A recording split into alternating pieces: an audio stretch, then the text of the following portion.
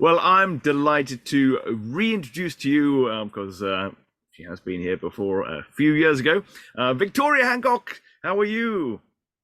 I'm very well, thank you. And please, it's Vicky. Let's be informal. Okay, Vicky, you've Yeah, okay. Ollie's fine as well.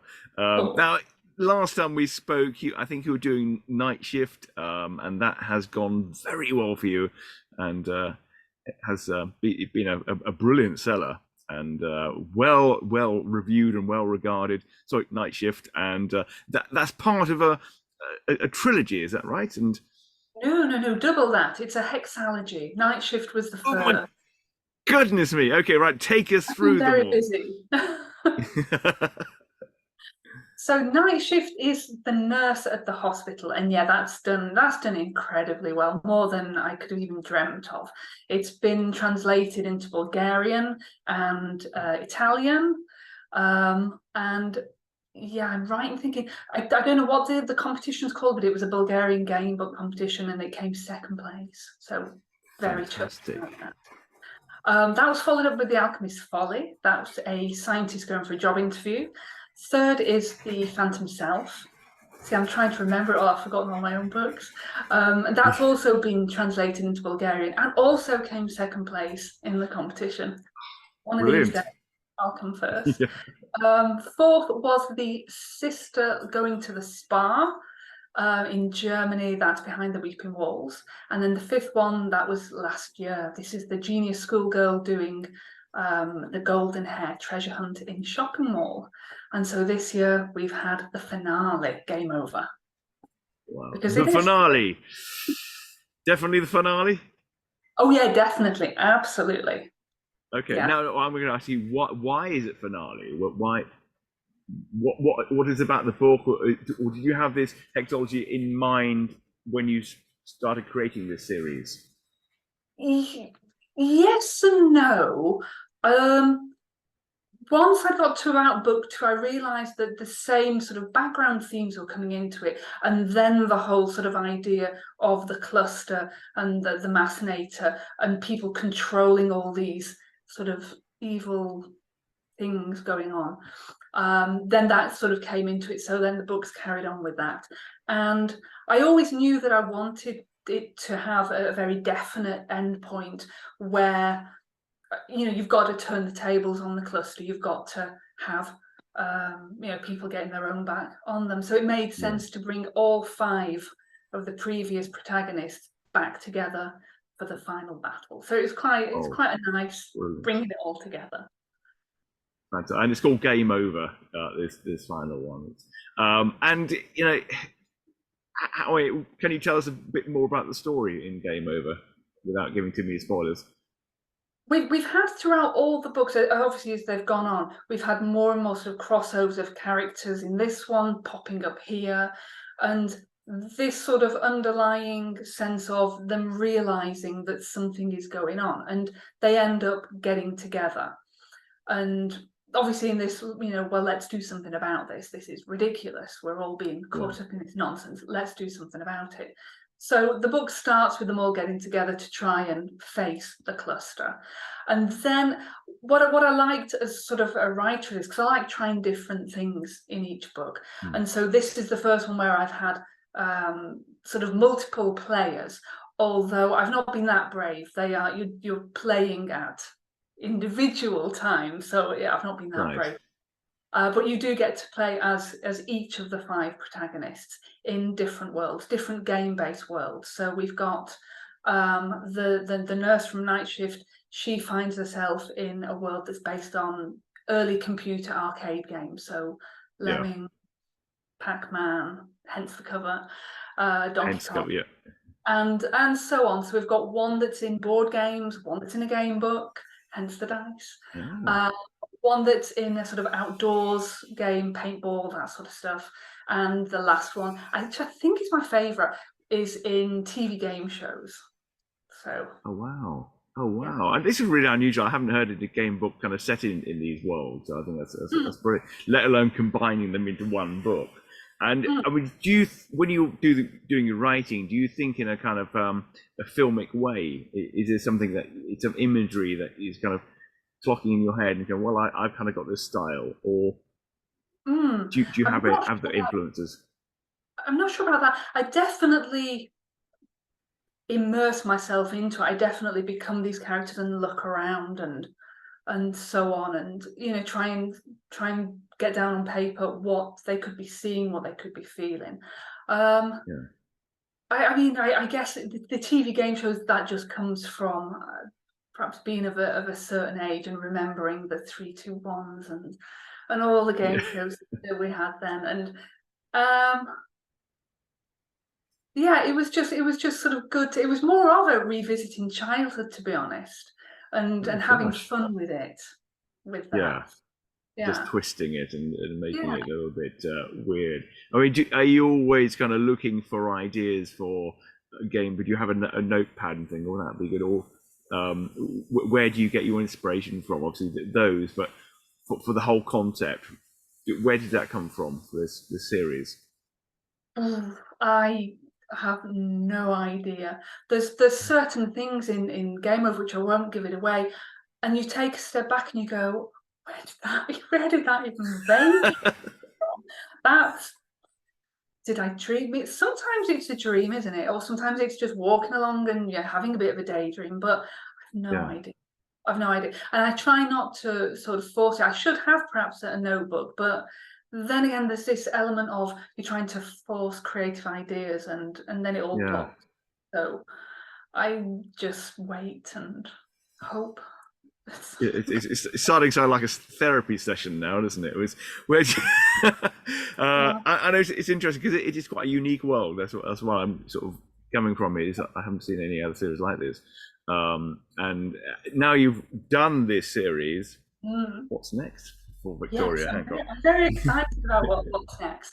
Um, and I suppose, yeah, in answer to the previous question, it's like, where does this come from? It kind of is a mixture of things I read, things I watch on TV, odd conversation, blah, blah, blah. And so Hmm. the next thing is all really coming from Agatha Christie and Jarlow Ooh, Phil.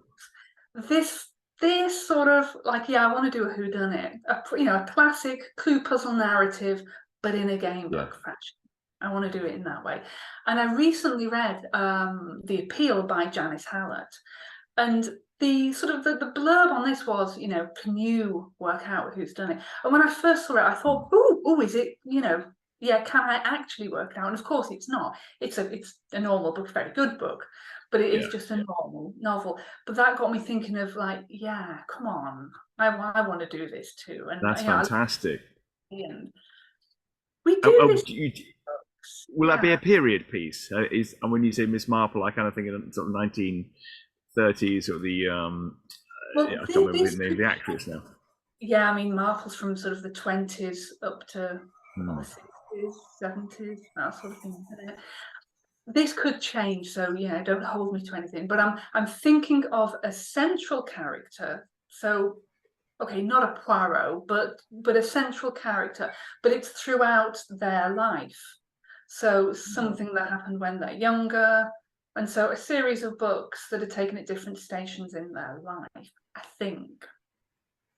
Brilliant. And have you thought about the illustrations for that, the kind of the visual side of it?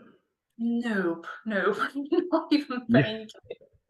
It's still, How does that it's normally work for you? I mean, I've seen your covers. I haven't seen the interior artwork. Well, with Game Over, I went for AI for that. So all Yeah, the images are AI for that. And I kind of enjoyed that process. I enjoyed the tinkering with it and the tweaking algorithms and yeah. to see what you get out. I did enjoy that. For this one, I have no idea. I'm just going to let that ferment somewhere and yeah, Yeah, see what fantastic. happens. We can't wait to see what happens with that one. And Yeah. looking at your the class for Echoes and talking about it, have you thought about ever kind of turning it into a role playing game? No, because I wouldn't have the faintest idea where to start with it. Oh, really? Yeah, yeah, absolutely. Look, Totally out of my comfort zone. yeah. Well, sometimes it's good to kind of push yourself out of the comfort zone and see what happens. It Because I was think yeah, it would go down collaboration, quite well. someone clever. Yeah, well, you might get some offers after this interview. You never know. Yeah, Um, I'd be up for that. do you get people who kind of really kind of navigate towards a particular book that Um, that you've done? well, I I mean, not obviously, most people do like night shift, so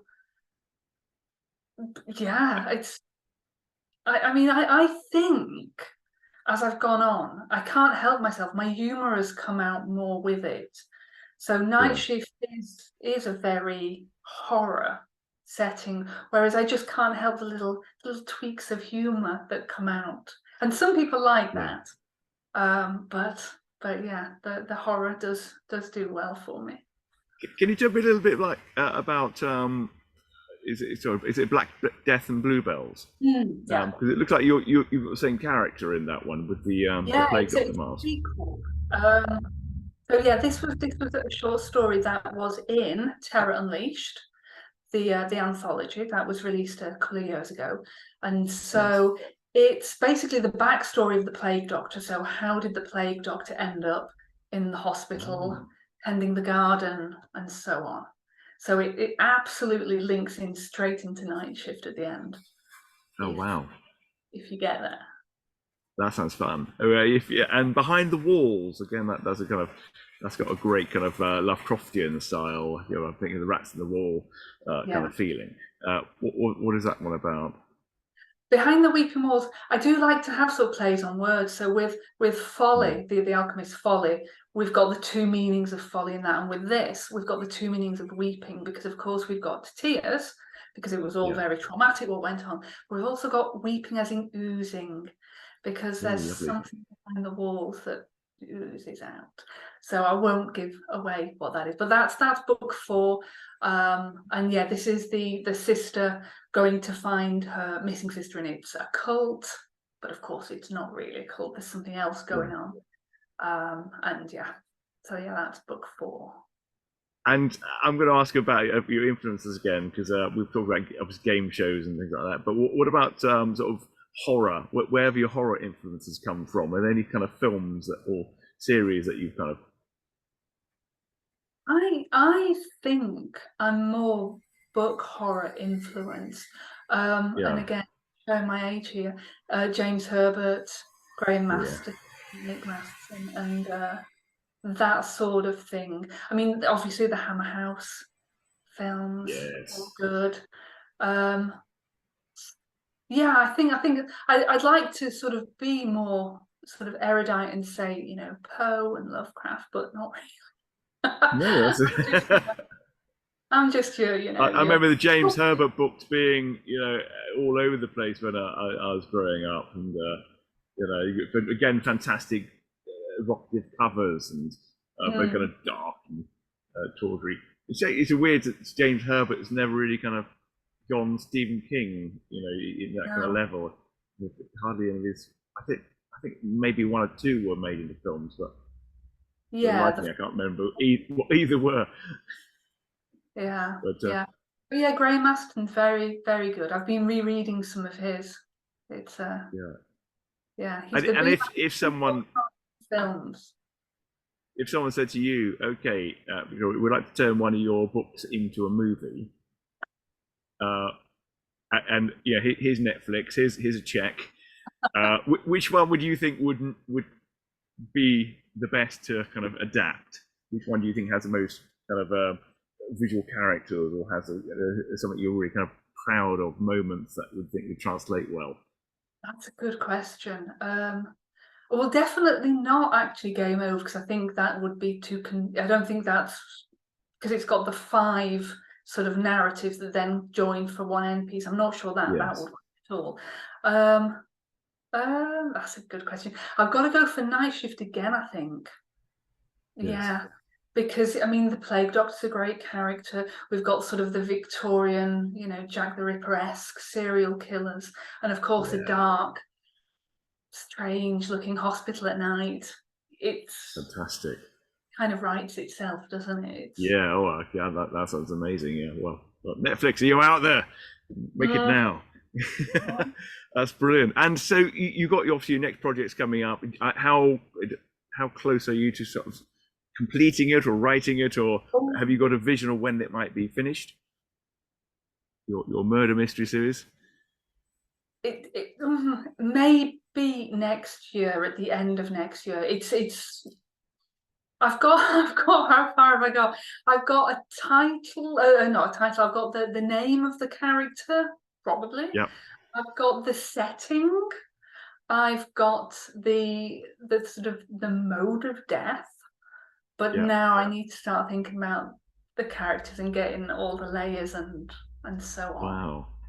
Yeah, it's getting close Do- to do- me. Does it when you got the bones of it? Do you then write quite quickly, or do I you did with Game pace Over. yourself? Yeah, that was fairly quick. I think I was done and dusted in about 5 months. Five Wow. months it Okay. took, and then I just spent a lot of time with the checking and the reading and the reading and Yeah. the reading, and you know, Yeah. and there'll still be some typos, but there we go. Yes. So yeah, once I've got it, then I'm fairly, yeah, heads down. Wow, Get, that's good. yeah. Yeah, you schedule yourself. Do you know? Okay, I'm going to have this 3 months to do it, and I'm going to work so many hours a day. Do you write that way, or do you have to kind of fill in the mood to kind of sit down and write? Usually in the mood, if I did that, then I'd probably just start kiboshing the whole project if I started to be a bit more, organized about it. Yeah. It's something that I really, really love doing. So it kind of isn't something I have to make myself do. Oh, that's But yeah, good. at the moment I'm just letting all these ideas percolate in my head. And I'll be Yeah. I'll be ready soon. Fantastic. Well, Victoria, it's delightful to speak to you again. How can people kind of follow you? Do you have email letters that they can subscribe to, or is it best of them to follow you on Facebook or any other social media? So I've got my website, victoriahancox.com, and through there people can subscribe to my newsletter. And so all the latest Brilliant. bits and bobs will come out to It's there. always newsletters. I think are probably the best way to contact people. Facebook is starting Yeah. to not attract the young people. We're getting old, and so yeah, absolutely. Okay, so Yeah. get back to the email. It's pre-Facebook if you remember it, and yeah, get on the sub list. So thank you again, and hope to see you in another couple of years and hear about your murder mysteries. I can't wait to hear that from those even more. Yes. Thank you again. Thanks for having me. Pleasure.